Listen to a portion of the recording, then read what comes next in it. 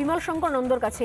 বিমল, তো এসআইআর নিয়ে সুপ্রিম কোর্টের তো কড়া পদক্ষেপ। আমি জানি না যে যারা বলেন যে এদেশে সুপ্রিম কোর্ট নাকি পরিচালিত হয় বিজেপির দ্বারা, আমার মনে হয় তাদের গালে একটা বড়সড় থাপ্পড় পড়লো। সুপ্রিম কোর্টের পর্যবেক্ষণ খুব স্পষ্ট, আমি বলবো পদক্ষেপটা বেশ করা, কিন্তু এসআইআর নিয়ে যারা এই পর্যবেক্ষণের পরে নিশ্চিন্ত হয়ে বসে রইলেন, তাহলে বোধহয় পশ্চিমবঙ্গে আর হচ্ছে না, বা পশ্চিমবঙ্গে টালিয়ে দেওয়া যা গেল, সেটা কি আদৌ ঠিক? সুপ্রিম কোর্টের কথা ছেড়েই দিলাম, সুপ্রিম কোর্ট তার কাজ করছে, সে ব্যাপারে কিছু ভিন্নমত থাকতে পারে, একমত হতে পারি, কিন্তু গতকাল মাননীয় নির্বাচন কমিশনের পক্ষ থেকে যে কথাটা বলা হয়েছে, দ্যাট ইজ মোর সিগনিফিক্যান্ট, যে নির্বাচন কমিশন সংবিধান অনুযায়ী ক্ষমতা প্রাপ্ত, যে সে একটা সঠিক ভোটার তালিকা তৈরি করবে এবং সেই ভোটার তালিকা অনুযায়ী নির্বাচন করবে। গতকাল এটা বুঝিয়ে দিয়েছে আমাদের নির্বাচন কমিশন যে সেই ব্যাপারে অবাঞ্ছিত হস্তক্ষেপ কিন্তু নির্বাচন কমিশন মানবে না। অবাঞ্ছিত হস্তক্ষেপ নির্বাচন কমিশন মানবে না। মনে রাখতে হবে, নির্বাচন কমিশন একটা সাংবিধানিক সংস্থা। অপ্রয়োজনে তার কাজে হস্তক্ষেপ করতে গেলে কিন্তু দেশে একটা নজিরবিহীন সংকট তৈরি হতে পারে। যারা হস্তক্ষেপ করতে চান তারা আশা করি এটা বুঝতে পারবেন। আমি কারোর নাম করছি না, যা বোঝার প্রত্যেকে বুঝতে পারছেন। নির্বাচন কমিশন কিন্তু এ ব্যাপারে তার যে হলফনামা দেখলাম, খুব কঠোর অবস্থান নিয়েছেন যে তারা এবারে কিন্তু এই ব্যাপারে তারা কঠোরতা অবলম্বন করবে। এটা গেল প্রথম কথা।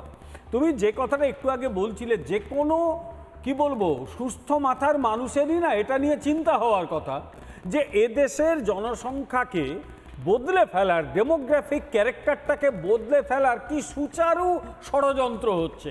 যে শুধুমাত্র ছেলেরা চলে আসছে নয়, মেয়েদের পাঠিয়ে দেওয়া হচ্ছে, প্রেগনেন্ট মহিলাদের, তাদের এখানে জন্ম দিচ্ছে, তারপরে এখানে বিয়ে থা করে এখানে আরও কিছু জন্ম দিচ্ছে। 22 জনের মহিলা, তারা যদি 500 জনের একটা বিরাট গ্রুপ তৈরি করে ফেলতে পারে, 500 জনের 500 সদস্যের পরিবার বানিয়ে ফেলেছে তারা, তাহলে যদি 22,000 বা 22 লক্ষ যারা ঢুকেছে তারা ঠিক কি করে ফেলেছে ভাবতে হবে তো। What they have already done, এটা একটা প্রশ্ন। গতকাল মাননীয় প্রধানমন্ত্রী আসামের মঙ্গলদৈতে, গতকাল না পরশুদিন, তিনি একটা কথা বলেছেন যে ডেমোগ্রাফিক মিশন, এই ডেমোগ্রাফিক মিশনে পরিষ্কার তিনি বলেছেন যে এই ইললিগ্যাল ইনফিল্ট্রেশন আমাদের দেশের যে চরিত্র সেটাকে নষ্ট করার একটা সাংঘাতিক ষড়যন্ত্র চলছে। এটাকে যেভাবে হোক রুখতে হবে। আমি আরেকটু পিছিয়ে যাব, 15ই আগস্ট লালকেল্লা থেকে মাননীয় প্রধানমন্ত্রী যে ভাষণ দিয়েছেন, সেখানে কিন্তু ডেমোগ্রাফিক মিশনের কথাটাও বলা ছিল। সেই মিশনে কি থাকবে, আগামী দিনে কিভাবে এগোবেন, সেটা আমাদের অবশ্যই লক্ষ্য করতে হবে। কিন্তু একটা বিষয় স্পষ্ট, কেন্দ্রীয় সরকার মাননীয় প্রধানমন্ত্রী নরেন্দ্র দামোদর দাস মোদীর নেতৃত্বে এই অনুপ্রবেশ ইস্যুটাকে অত্যন্ত সিরিয়াসলি নিয়েছেন এবং আমি মনে করি এর প্রথম ধাপ অবশ্যই এখনকার যে এসআইআর প্রক্রিয়াটা চলছে। অনেকে প্রশ্ন করতে পারেন যে এসআইআর প্রক্রিয়াটা কি অনুপ্রবেশ আটকানোর জন্য? এসআইআরে যদি এই যে এতগুলো নাম বাদ গেল, 65 লক্ষ নাম, এবারে সেগুলো যদি ঠিকমতো আমরা দেখি, খুঁজে খুঁজে স্ক্রিনিং করে এই নামগুলো কোত্থেকে এলো। মৃত নাম ঠিক আছে, একটা লোকের নাম বিভিন্ন জায়গায় আছে, সেই নাম বাদ গেল, সেটাও ঠিক আছে, কিন্তু বাইরে থেকে এসে কেউ যদি এখানে থাকে, তার নাগরিকত্ব প্রমাণ করতে না পারে বা তার বৈধ ভোটারের দাবি প্রমাণ করতে না পারে, তাহলে তো খুঁজে বার করতে হবে সেই লোকটি এলো কোত্থেকে। পশ্চিমবঙ্গের কথা বলি, গুলশন কলোনির কথা আমরা জানি, কিন্তু পশ্চিমবঙ্গের যে বিশাল বর্ডার ডিস্ট্রিক্টগুলো আছে, বর্ডার এরিয়াটা বেশি গুরুত্বপূর্ণ এই কারণে যে বর্ডারে এখানে ঢুকে পড়াটা খুব সহজ। একটা অদ্ভুত ন্যারেটিভ তৈরি করা হয়, বিশেষত বামপন্থী এবং পশ্চিমবঙ্গে বর্তমানে শাসক দল, যে বিএসএফ কি করছে।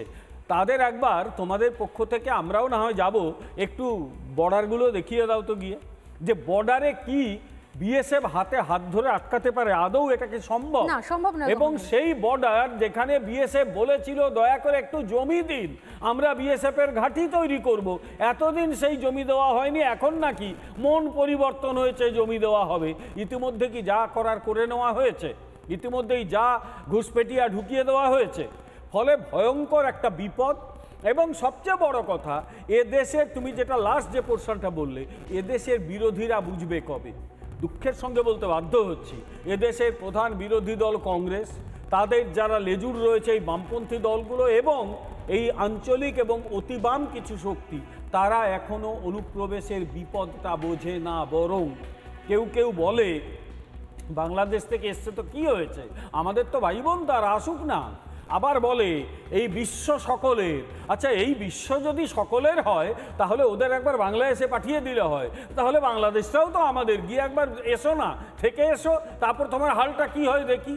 ফলে আমাদের এখানে যারা বিরোধিতা করে তারা কিন্তু পরিষ্কার একটা সুনির্দিষ্ট উদ্দেশ্য নিয়ে, এই রাজ্যের শাসক দলের মতো লক্ষ্য একটাই, যেভাবে হোক ক্ষমতায় থাকবো এবং ক্ষমতায় থাকতে গেলে ঘুষপেটিয়াদের ভোট চাই। 2005 সালে যে নেত্রী পদত্যাগ করেছিলেন 1 কোটি অনুপ্রবেশকারী এখানে ভোটার তালিকায় আছে বলে, তিনি আজকে এ ব্যাপারে শুধু চুপ নন, তিনি এসআইআর এর স্পষ্ট বিরোধিতা করছেন।